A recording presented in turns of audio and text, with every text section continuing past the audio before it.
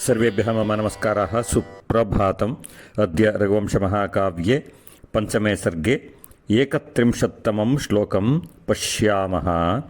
जनस्य साकेतनिवासिनस्तौ द्वावप्यभूतामभिनन्द्य सत्त्वौ गुरुप्रदेयादधिकनिस्पृहोऽर्थी नृपोऽर्थिकामादधिकप्रदश्च। इदानीं प्रतिपदार्थं पश्यामः। साकेतनिवासिनः जनस्य अयोध्यवासिनां जनानां कृते तौ द्वौ अपि अर्थी दानी च द्वौ अपि अभूताम् अभिनन्द्य सत्त्वौ अभिनन्दनाय अर्हौ आसन् गुरुप्रदेयादधिक निस्पृहोऽर्थी यावत् गुरुदक्षिणा दातव्यम् आसीत् तावदेव आवश्यकम् इति निस्वार्थभावेन आसीत् अर्थी कौत्सः नृपः अर्थिकामादधिकप्रदश्च। नृपः यः अर्थिमनोरथात् अधिकम् एव दत्तवान् सः। इदानीम् अन्वयं पश्यामः। तौ द्वौ अपि साकेतनिवासिनः जनस्य अभिनन्द्य सत्त्वौ अभूताम् गुरुप्रदेयादधिक निस्पृहः अर्थी अर्थिकामात् अधिकप्रदः नृपः च। इदानीं तात्पर्यं पश्यामः। कोशागारे सुवर्णवृष्टिः जाता इति कोशागारस्य अधिकारिणः उक्तवन्तः। रघोः पराक्रमं ज्ञात्वा कुबेरः सुवर्णवृष्टिरूपेण धनं दत्तवान् आसीत्। कालिदासः वदति द्वौ अपि अभिनन्दनार्हौ अभूताम् साकेतपुरी निवासिनः जनस्य इति। किमर्थम् इत्युक्ते 14 धनम् एव गुरुदक्षिणार्थे दातव्यम् अस्ति, तदेव स्वीकरोमि, अधिकं न आवश्यकम् इति अर्थी कौत्सः अभिनन्दनार्हः। यावत् आवश्यकं धनं तम् अतिरिच्य अधिकं दत्तवान् नृपः रघुः नृपः च सः अपि अभिनन्दनार्हः अभवत् इति। सर्वेभ्यः पुनः मम नमस्काराः। ಶುಭದಿನಂ. ಎಲ್ಲರಿಗೂ ನನ್ನ ನಮಸ್ಕಾರಗಳು. ರಘುವಂಶ ಮಹಾಕಾವ್ಯದ 5ನೇ ಸರ್ಗದ 31ನೇ ಶ್ಲೋಕದ ತಾತ್ಪರ್ಯವನ್ನು ನೋಡೋಣ. ರಘುವು ಕೌತ್ಸನಿಗೆ ಮಾತು ಕೊಟ್ಟಿದ್ದ, ನೀವು 1-2 ದಿವಸ 2-3 ದಿವಸ ನನ್ನ ಯಜ್ಞಾಗಾರದಲ್ಲಿ ಯಾಗಶಾಲೆಯಲ್ಲಿ ಆರಾಮಾಗಿ ಇರಿ, ನಾನು ಅಷ್ಟರಲ್ಲಿ ಪ್ರಯತ್ನವನ್ನು ಮಾಡ್ತೇನೆ, ನಿಮಗೆ ಹಣವನ್ನು ಹೊಂದಿಸಲಿಕ್ಕೆ ಪ್ರಯತ್ನ ಮಾಡುತ್ತೇನೆ ಅಂತ ಹೇಳಿದ್ದ. ಹೇಳಿ ಎಲ್ಲಿ ದುಡ್ಡು ಸಿಗಬಹುದು, ಅಷ್ಟು ವರಹಗಳು ಎಲ್ಲಿ ಸಿಗಬಹುದು ಅಂತ ಯೋಚನೆ ಮಾಡ್ದ. ಎಲ್ಲ ರಾಜರನ್ನು ಗೆದ್ದು ಅವರಿಂದ ಕಪ್ಪು ಕಾಣಿಕೆಗಳನ್ನು ಪಡೆದುಕೊಂಡಿದ್ದರಿಂದ ರಾಜರುಗಳನ್ನು ಸೋಲಿಸಿ ದುಡ್ಡು ತೆಗೆದುಕೊಂಡು ಬರೋದಕ್ಕೆ, ವಿತ್ತವನ್ನು ತೆಗೆದುಕೊಂಡು ಬರೋದಕ್ಕೆ ಸಾಧ್ಯತೆ ಇರಲಿಲ್ಲ.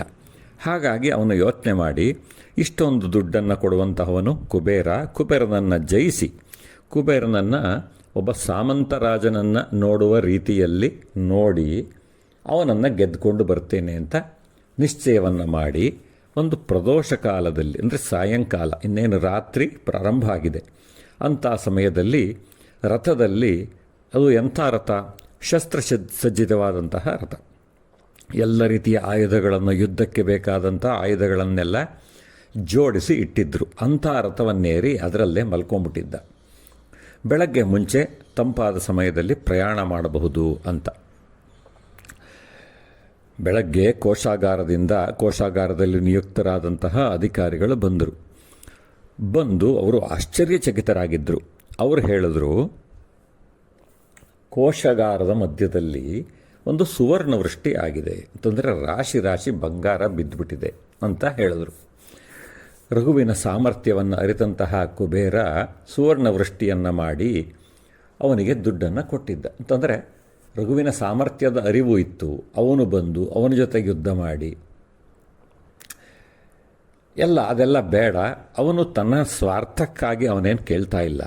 ಒಬ್ಬ ಬ್ರಾಹ್ಮಣನ ಬ್ರಾಹ್ಮಣನು ಕೊಡಬೇಕಾದಂತಹ ಗುರುದಕ್ಷಿಣೆಗಾಗಿ ಅವನು ಯಾಚಕನಾಗಿದ್ದಾನೆ ಅಷ್ಟೇ.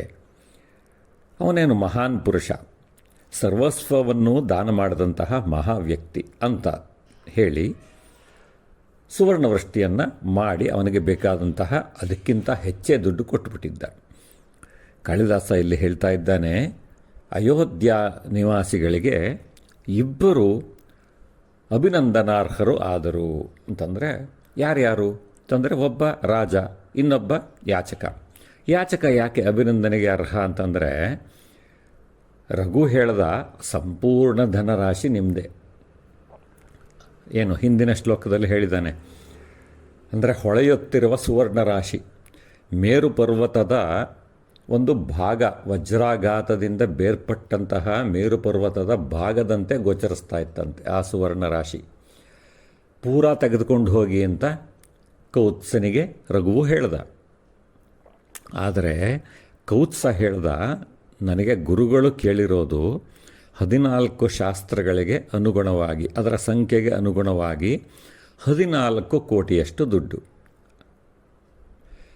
ಅದಕ್ಕಿಂತ ಒಂದು ವರಹವೂ ಜಾಸ್ತಿ ಬೇಡ. ನನಗೆ ಬೇಕಾಗಿರೋದು 14 ಕೋಟಿ, ನಾನು 14 ಕೋಟಿ ತೊಗೊಂಡೋಗ್ತೀನಿ. ಅದಕ್ಕಿಂತ ಹೆಚ್ಚಿನದು ನನಗೆ ಬೇಡ ಅಂತ ನಿಸ್ವಾರ್ಥಿ, ನಿಸ್ಪೃಹ ಅಂತ ಹೇಳ್ತಾರೆ. ಅಂದರೆ ದುರಾಸೆ ಇಲ್ಲ ಅವನಿಗೆ. ಅಯ್ಯೋ ಇದೇ ಬಿಡು, ಕೊಡ್ತಾರೆ ತಗೊಂಡೋಗೋಣ, ಅವನ ಹತ್ರ ಏನು ಬೇಕಾದಷ್ಟಿದೆಯಲ್ವಾ ಅಂತ ಮನೋಭಾವ ಇಲ್ದಲೆ ಎಷ್ಟು ಬೇಕೋ ಅಷ್ಟು, ಗುರುಗಳಿಗೆ ಎಷ್ಟು ಕೊಡಬೇಕೋ ಅಷ್ಟನ್ನು ಮಾತ್ರ ತೆಗೆದುಕೊಂಡು ಹೋಗ್ತೀನಿ ಅಂತ ಹೇಳಿದಂತಹ ಕೌತ್ಸ. ಇನ್ನೊಬ್ಬ ಯಾರು? ರಾಜ ರಘು. ರಘು ಏನು ಹೇಳ್ದ, ಅವನು ಅರ್ಥಿ ಅಂತಂದರೆ ಕೌತ್ಸನು ಕೇಳಿದ್ದದ್ದು 14 ಕೋಟಿ ವರಹಗಳು, ಇವನು ಕೊಟ್ಟಿದ್ದು 14 ಕೋಟಿಗಿಂತ ಜಾಸ್ತಿ.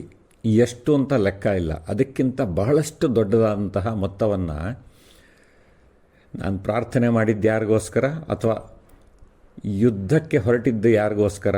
ಕೌತ್ಸನಿಗೋಸ್ಕರ. ಕುಬೇರನ ಹತ್ರ ದುಡ್ಡು ತೆಗೆದುಕೊಂಡು ಬರ್ತೀನಿ ಅಂತ ಹೊರಟಿದ್ದವನು.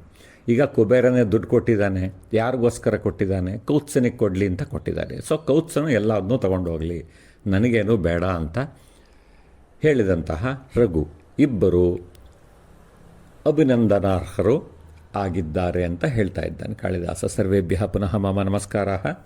ಶುಭ ದಿನಂ.